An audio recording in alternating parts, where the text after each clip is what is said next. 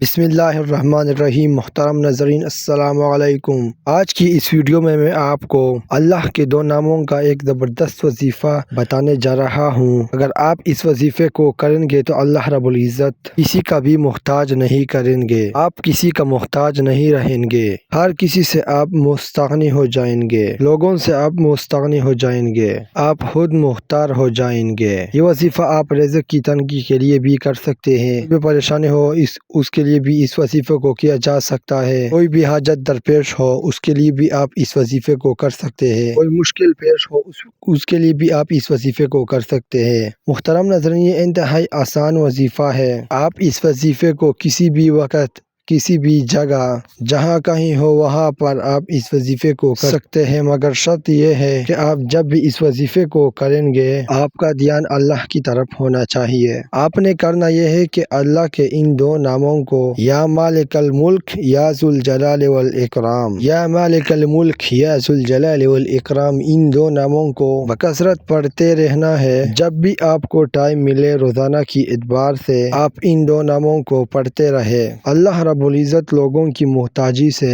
اور ہر پریشانی سے، در تکلیف سے دور فرما دے گا۔ دوستو، یہ تھا آج کا ہمارا ویڈیو۔ اگر آپ کو پسند آیا ہوگا تو ویڈیو کو لائک اور ہمارا چینل کو سبسکرائب کریں۔ خدا حافظ۔